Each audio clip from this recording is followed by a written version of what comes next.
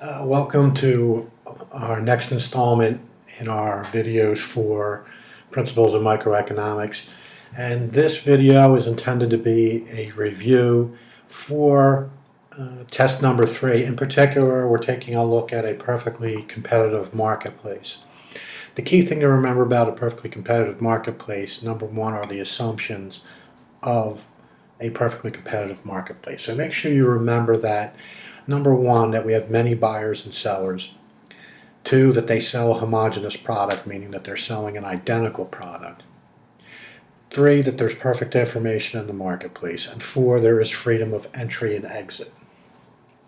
So the implications, number one, of there being many buyers and sellers is that the world market is going to set the price for individuals, firms in a perfectly competitive marketplace. So if we draw in our demand curve here, and let me increase the width of that so it's easier to see, make it a 3. So here we have the demand curve,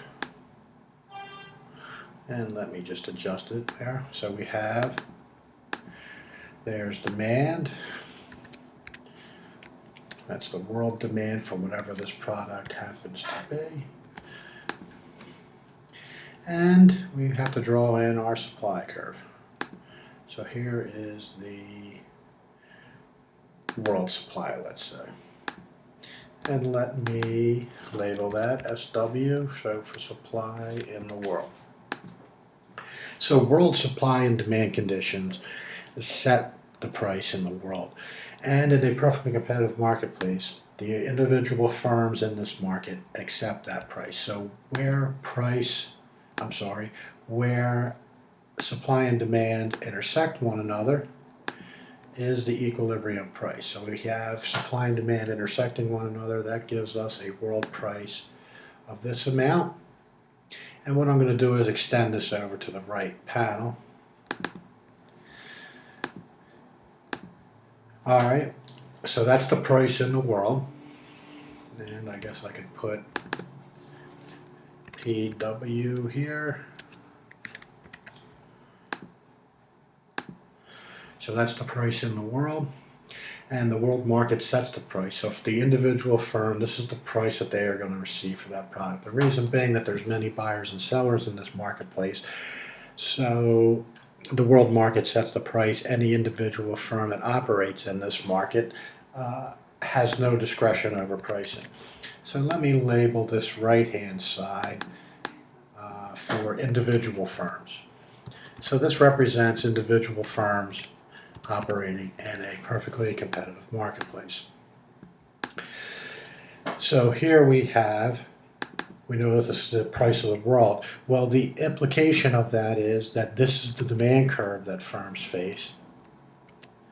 It is also equal to marginal revenue, which is the price of the world that the world market sets. And let me make that a little bit smaller, make that about 22.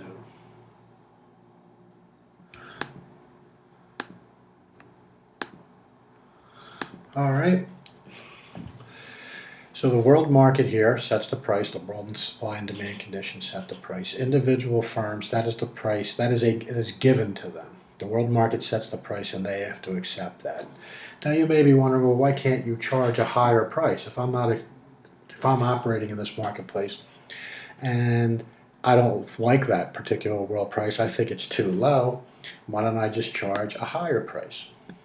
Well, if you think about it, if I charge a higher price, what are other firms going to do? I mean, what are the demanders going to do? Well, since I told you as one of the assumptions about perfect competition that was perfect information, those individuals will realize that I'm charging a higher price than everybody else, and they will not buy from me anymore. They will substitute away and buy the same exact product from one of my competitors who's charging the world price. So I have no discretion in raising prices because with there's perfect information on the marketplace, this allows individuals who are purchasing that product to know any of the price differentials that exist in the marketplace, and they will substitute away from my product to another company's product.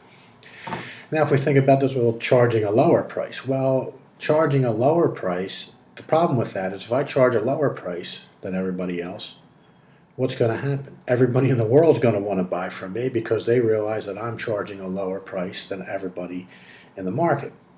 So the problem with that is I'm charging a lower price, but my costs are remaining the same. So by charging that lower price, given the fact that I have an output constraint, I can't produce an infinite amount, that at that output constraint, I'm actually decreasing my revenues without doing anything to my costs. So I'm actually decreasing my profitability.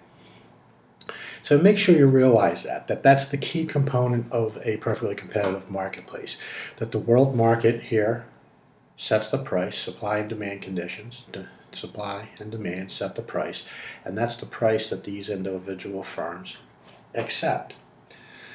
That is a given. They have no discretion over changing that price. Now, the question is, what is going to be the profit maximizing output level for a firm in a perfectly competitive marketplace? I told you that the profit maximizing condition, regardless of the type of competition, when we're only charging one price and producing one output, is where marginal cost equals marginal revenue.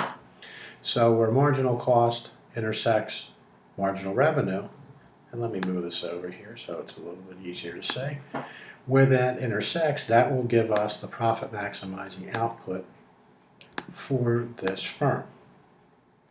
So if we go from where marginal cost intersects marginal revenue, if we move straight down, that gives us profit maximizing output level. So that's Q pi.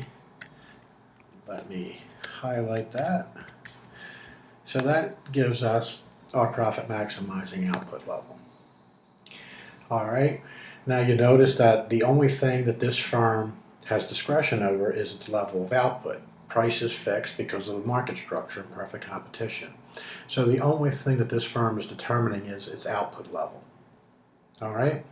So make sure you realize that in a perfectly competitive marketplace, the only decision that a firm makes is how much to produce. It has no discretion over pricing.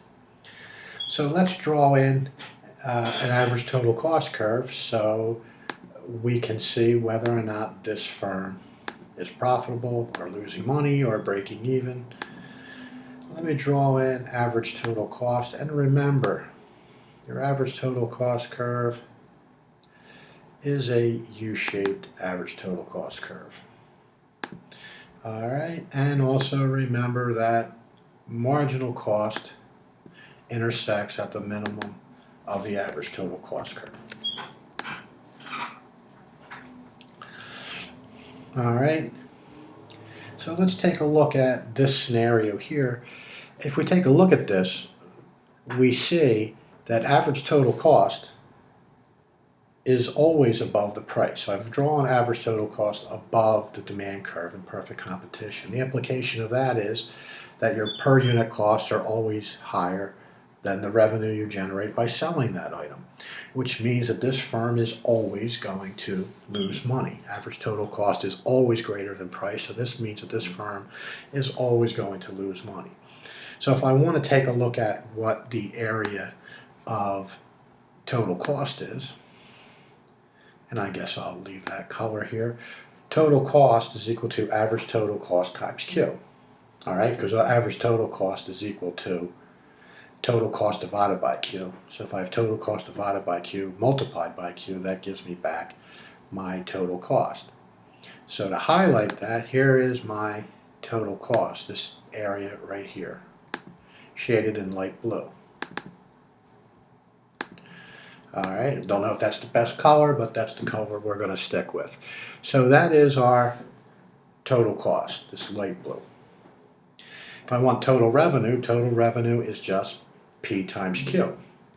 So if I want to highlight total revenue, let me make it a different color. I guess a darker blue would be good.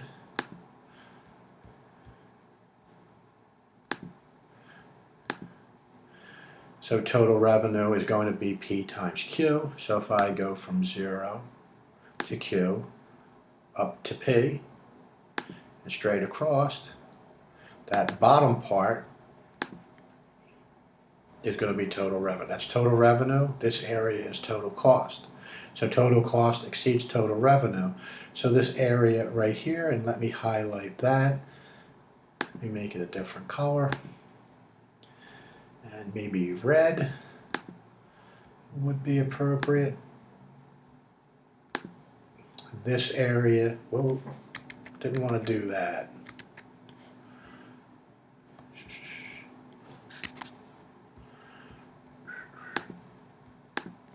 Let me make that blue again. I always keep forgetting to unhighlight an area before I change the colors.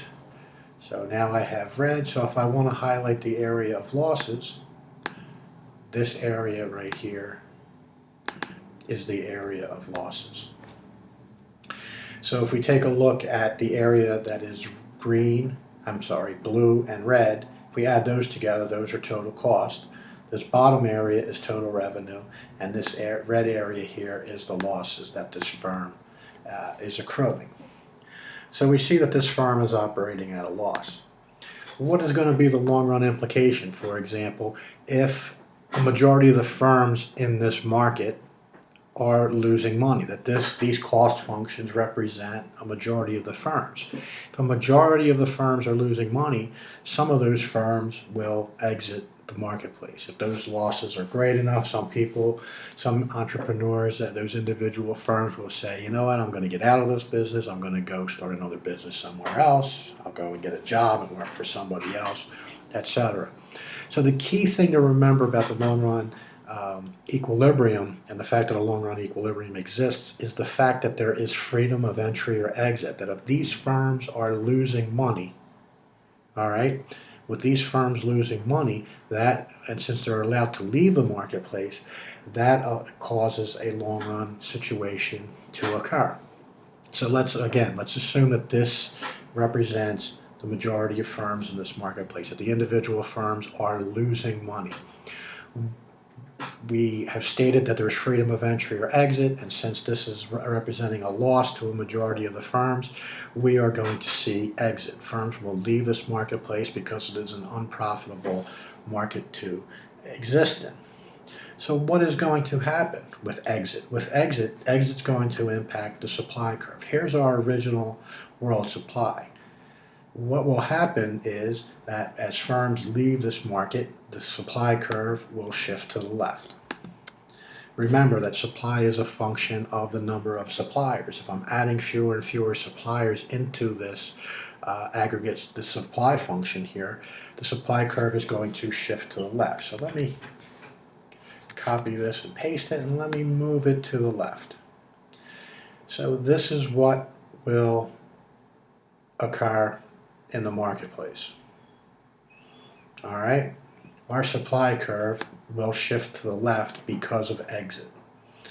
So here is, let's say that's the original supply curve, and that is our new supply curve. All right.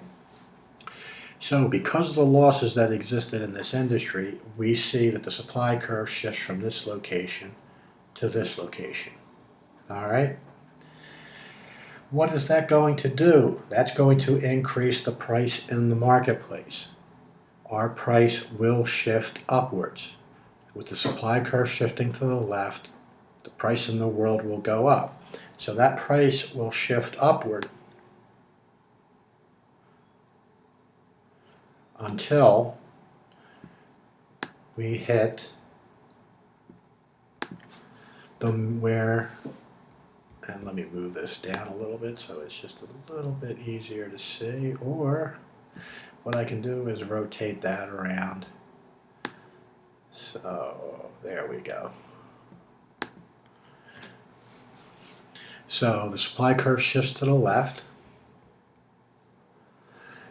The price of the world increases. It was originally at this level, and now it's up here. And let me move this over. We will see profits eroded, and a small increase in the quantity.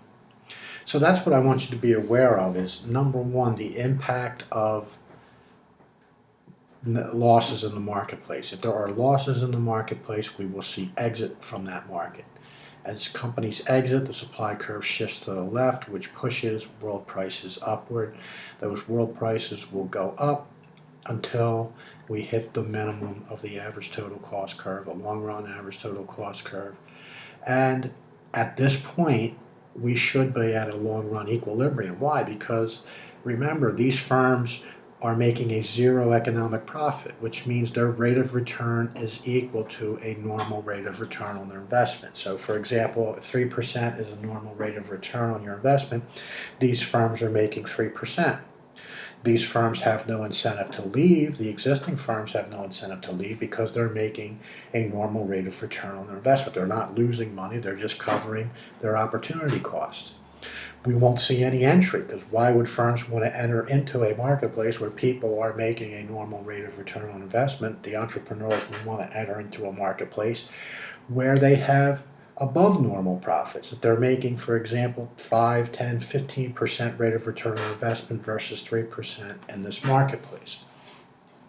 So make sure you understand that the implication of, number one, the entry provision, exit and entry provision, are what allows us to have a long-run equilibrium condition in this marketplace.